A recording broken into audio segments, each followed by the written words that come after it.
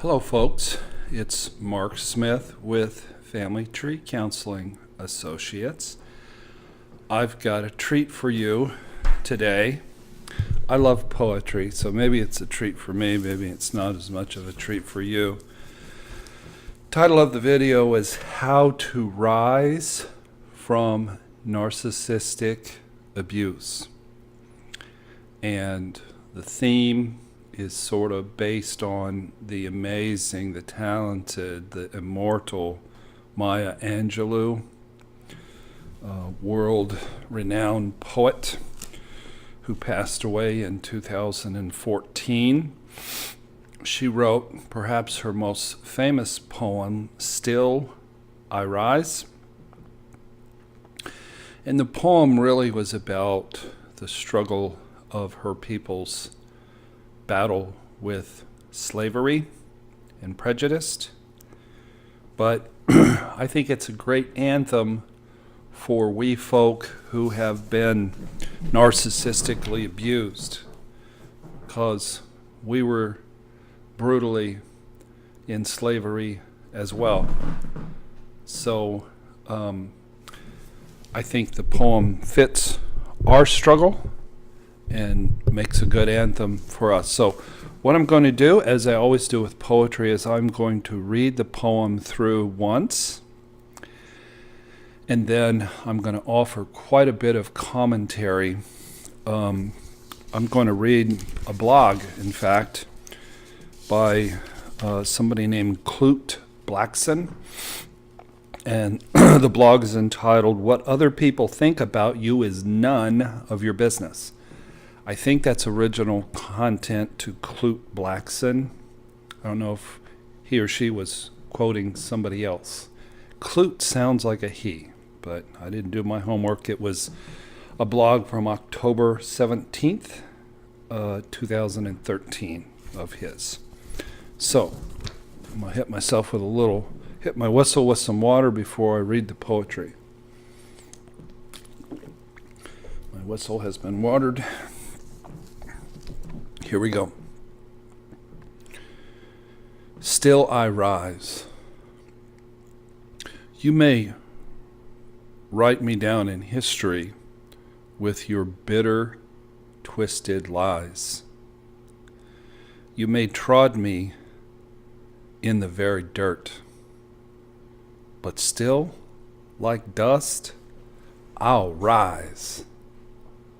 Does my sassiness upset you? Why are you beset with gloom? 'Cause I walk like I've got oils pumping in my living room. Just like moons, like suns, with the certainty of tides, just like hopes springing high, still I'll rise. Did you want to see me broken? Bowed head and lowered eyes, shoulders falling down like teardrops, weakened by my soul's cries, my soulful cries. Does my haughtiness offend you? It feels like she's wanting to say, does my haughtiness affect you, motherfucker? Don't you take it awfully hard, 'cause I laugh like I've got gold mines digging in my own backyard. You may shoot me with your words. You may cut me with your eyes. You may kill me with your hatefulness, but still, like air, I'll rise. Does my sexiness upset you? Does it come as a surprise that I dance like I've got diamonds at the meeting of my thighs? Remember, this is Maya Angelou. This isn't Mark Smith. Out of the huts of history's shame, I rise. Up from the past that's rooted in pain, I'll rise. I'm a black ocean, leaping and wide. Welling and swelling, I bear in the tide. Leaving behind nights of terror and fear, I rise into a daybreak that's wondrously clear. I rise, bringing the gifts that my ancestors gave, I am the dream and the hope of a slave. I rise. I rise. I rise.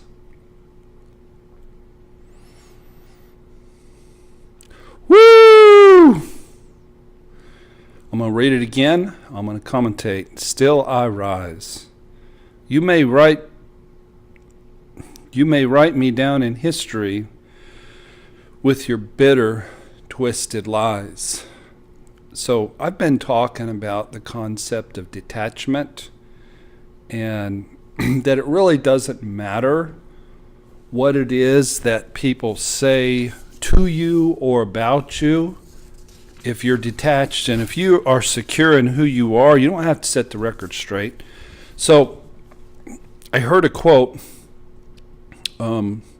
last week, I think from a client, and then I looked it up on the internet, and it was a blog called What Other People Think About You Is None of Your Business. This is by Clute Blackson. So I want to talk about if you're being cyberbullied or narcissistically abused, and 50 black or flying monkeys are up in your business and ruining your name in the community.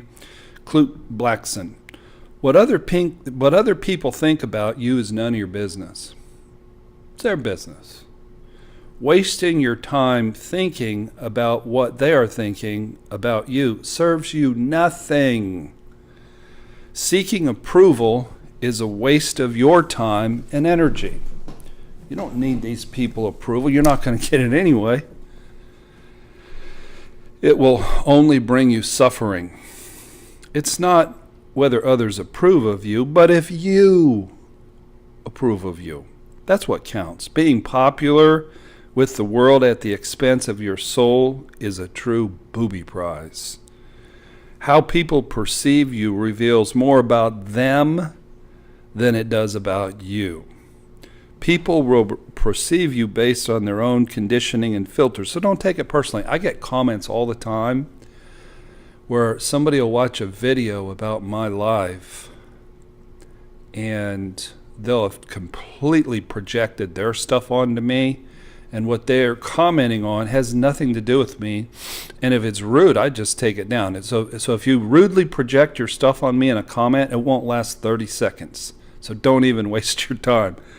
I don't care what you think, but I'm not going to promote it. We sometimes hold back on being ourselves or stepping out and living our purpose in a big way because of the fear of being judged and what people will think and say. This is almost poetic. Here's the deal. When you put yourself out there in the world and dare to follow your dreams, it's a risk. It is a vulnerable and courageous act. People will judge you. People will talk about you. People will project their stuff onto you. It is what it is.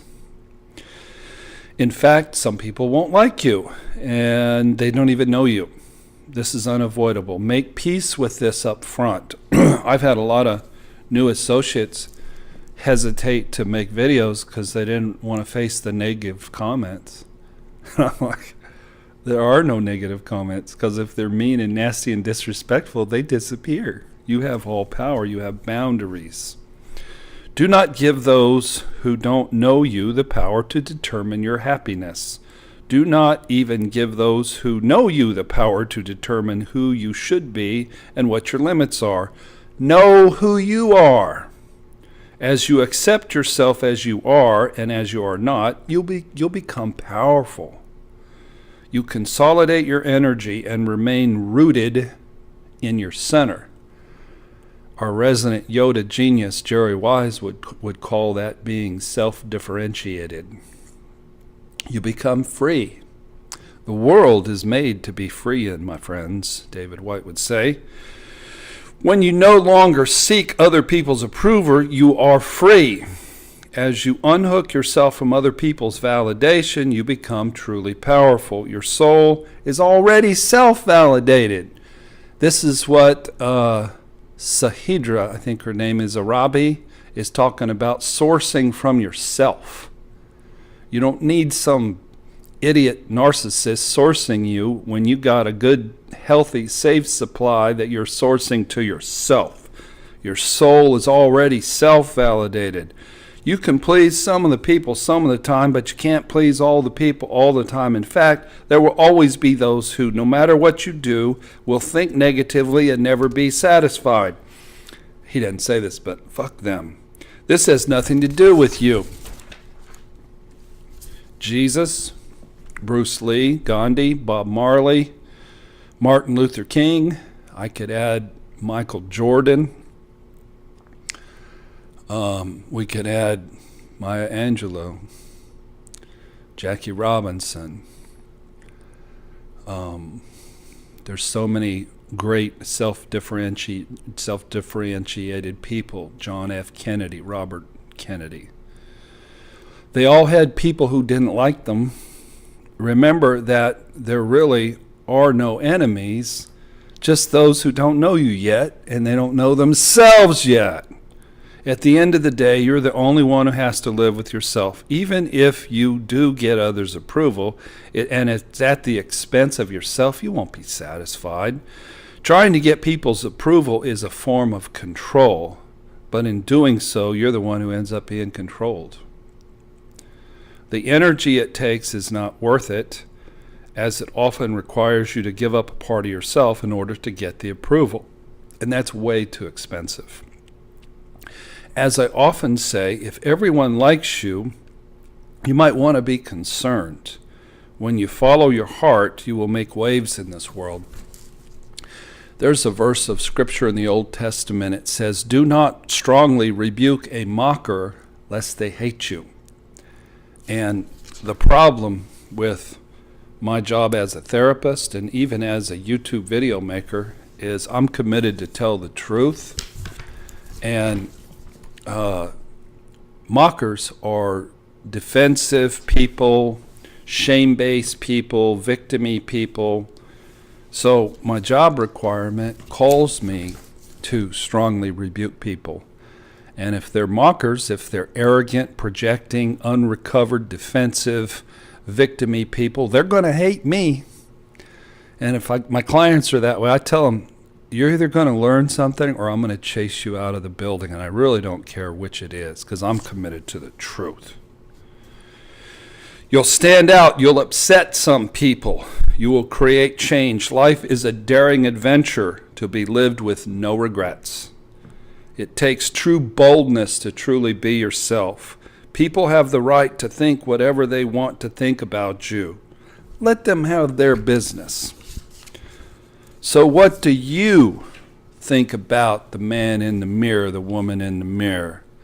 What other people think about you, it's just none of your business. So that's my commentary on the first two lines of the poem from Maya Angelou. With the certainty of tides, just like, oh, hold it, I think I might have missed something here. Let me go back. Let me go back. I missed something. There's the first two lines. Okay, here we are.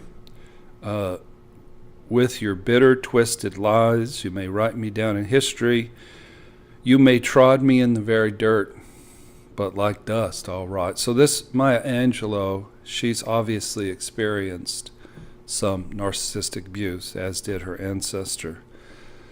Does my sassiness upset you? Why are you beset with gloom? 'Cause I walk like I've got oil wells a-drilling, pumping oil in my living room. I love that. What's the phrase? The best revenged is a well-lived life. I like to say the best revenge is thrive your ass off.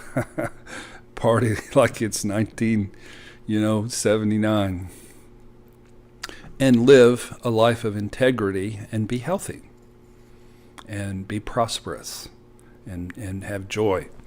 Just like the moons and like the suns, with the certainty of tides, just like hope springing high, still I'll rise. Just like hope springing high, still I'll rise. So the poet captures a sense of hope and some swag and some confidence in their recovery process. Did you want to see me broken? Bowed head and lowered eyes, shoulders falling down like teardrops, weakened by my soulful cries. And yes, narcissists love that. They feed on it. They feed on hurting people. You can't see it with my jacket on, but on one arm I've got the tattoo of courage, and on my other arm I've got a tattoo of the Superman logo. And so that's what I'm saying is I'm not going to walk around like a crushed, broken, weak man, because I'm Superman in recovery, and I have the courage of a tiger. The several narcissists that I allowed to bring harm to me didn't win, I won. I spiked the ball in the end zone, did a victory dance. Through the power of recovery, not through my own strength, but through faith in God, crying tears, getting massages, going to on-site, doing yoga, doing meditation, leaning into my friends, leaning into my supportive family members, praying, going to church, exercising, reading books, watching videos, going to therapy, doing what you got to do to get better. Does my haughtiness offend you? Don't you take it awfully hard? 'Cause I laugh like I've got gold mines digging in my backyard. Again, the very best revenge is to thrive. And if you laugh like you got gold mines digging in your backyard, it's probably because you do have gold mines digging in your backyard. It's like I was stunned last night. I was thinking about, I have an anniversary coming up, December 13th. Today's the 11th. 2 days will be the anniversary of my video that changed everything for me, 50 symptoms of narcissistic abuse, because I went from November being a lost soul with no answers to December being a worldwide expert on narcissistic abuse syndrome and being a bit of a healing tool for humanity. And that video has helped tens and tens and tens of thousands of people, and it saved lives, and it put me on the map, and it was my coming out party. And I was just thinking that, a year and 3 weeks ago, I was thinking about quitting as a therapist, shutting down Family Tree, moving to Myrtle Beach, putting my tail between my legs, going on disability. Family Tree was, hanging on by a thread. I was hanging on by a thread. And a year later of thriving, Family Tree's been killing it. Last night, I looked at our stats, and we're getting over 1 million minutes of viewership every 28 days. And business is just flourishing. People are just coming in from all over the world via Skype and coming in locally. And we added 2 great therapists this year. Who knew? Who knew that a year later that you could overcome and thrive this much? Thank God. You may shoot me down with your words. You may cut me with your eyes. You may kill me with your hatefulness. Maya Angelou just defined narcissistic abuse about as good as anybody could. But still, like air, I'll rise. Does my sexiness upset you? This is not Mark Smith talking, y'all. I don't think my sexiness is upsetting anybody. Does it come as a surprise that I dance like I've got diamonds at the meeting of my thighs? Maya Angelou was sexy. Even as an older woman, she knew how sexy she was. Out of the huts of history shame, I rise. Up from a past that's rooted in pain, I rise. I'm a black ocean, leaping and wide, welling and swelling, I bear in the tide. Maya Angelou, she's speaking for her people who were slaves. And we're slaves too. We were all enslaved by narcissistic, dysfunctional, addicted, harmful, abandoning parents. And almost everybody listening to this video was in slavery to a narcissist, a borderline, a sociopath. So she is speaking for her people and I'm speaking for mine. We are rising, people. Leaving behind nights of terror and fear, right? I rise into a daybreak that's wondrously clear. 19 and a half months later, after my shattering on April 26, 2015, things are wondrously clear. And I know who I am, and I know where I came from, and I know who the narcissist was, and I don't care what flying monkeys say, and I'm prospering in every possible way.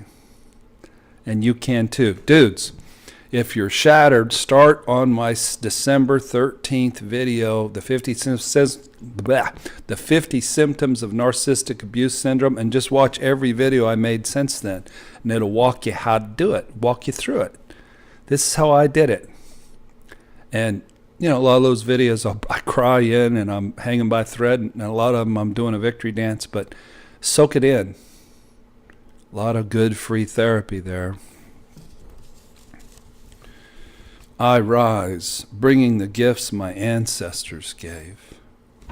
You know, the dysfunction in my family goes way back. I had a great-grandmother who was in a mental institution, probably was bipolar. My grandmother on my other side was in a mental institution, probably was bipolar. There was severe abandonment by my biological great-grandfather on my mother's side. There was abandonment by my mother's father. There was severe abandonment by my father's biological father. My sister, Renda, had drug addiction. I was a religious addict. My brother's a religious addict. We've all been workaholics. My mother was a food addict. Most of us in my family have been food addicts.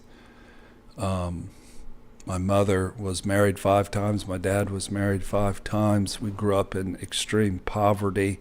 All 6 kids who survived were sexually abused. I grew up with my roots in the coal mines near Pittsburgh, Pennsylvania. We're Pennsylvania hillbillies. But all that stuff that my ancestors went through has brought about a healing energy that's flowing through me and touching y'all. You know, touching really, ultimately, millions of people. So I take the pain of my ancestors and I take the torturous shattering that I experienced and I turn it into blessing for myself and I turn it into blessing for you. We rise from this, folks. I am the dream and the hope of the slaves of narcissistic abuse syndrome. We rise. We spike the football in the end zone. We do a victory dance. We rise. We get better. We thrive. We get better jobs. We have better health. We have money in the bank. We get into healthy relationships. We walk with our head held high. Our chests don't hurt anymore. Our hands don't tremble. We have courage. We are supermen and superwomen. We rise. That's what I'm talking about.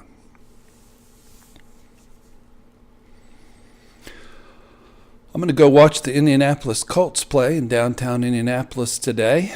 And then I'm going to come home, watch my beloved Cowboys whoop the New York Giants on the night game. Thank you for watching today. You're a riser. Please join our YouTube channel. We just passed 17,000 subscribers, so get you some of that. And also I've got some really good books on abandonment, on shame, and on healing affair recovery at familytreecounseling.com. Peace. Have a great day. God bless.